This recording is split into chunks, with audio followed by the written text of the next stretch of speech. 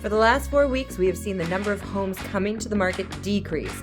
Find out how this drop in listings affects buyers and makes life easier for sellers on your Monday Market Monitor.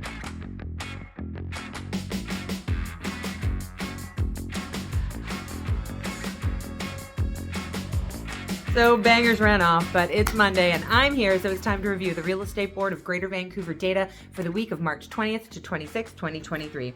And it feels like the spring market is in full force. Magnolias are starting to blossom and buyers are attending open houses in large numbers.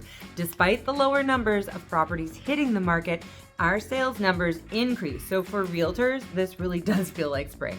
As I mentioned at the top of the video, we have seen a decrease in the number of new listings coming to the market for the last 4 weeks, with only 972 listings hitting last week. This does not bode well for buyers.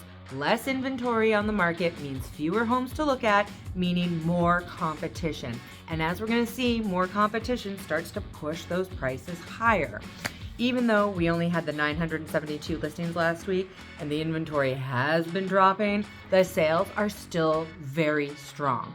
We actually had 586 sales last week, which gives us a higher weekly absorption rate than the prior week. And if you watched my video last week, then you are going to remember our absorption rate is a way to measure the rate at which available homes are being sold in a specific market over a particular time frame. Our time frame always being a week because these videos are a week.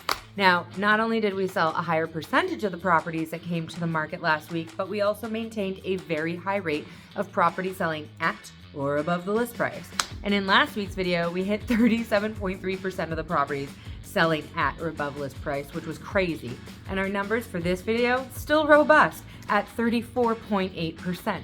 Again, these kinds of percentages have not been seen over the entire time I've been doing these videos. And, what's significant about it is that it's telling us what is happening on the ground right now and what buyers and sellers are going through. So for sellers, these numbers are great, especially if you have a condo or townhome to sell, as they are leading the sales. In fact, 71.7% of last week's successful sales were condos or townhomes. And you might be wondering why that's the case, but just think about it. Condos and townhomes are generally entry-level product that typically sells well.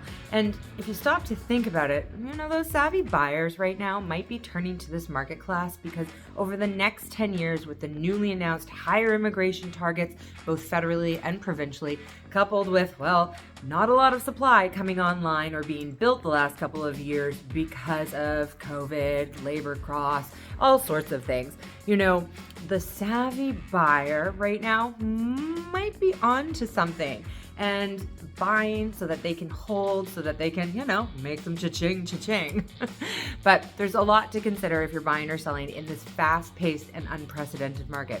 So remember, if you want to have an in-depth conversation about the Vancouver real estate market and how these stats are going to affect your spring home sale or your home purchase, then reach out for some expert advice. Thank you so much for tuning in to your Monday Market Monitor, and we will see you in the next video.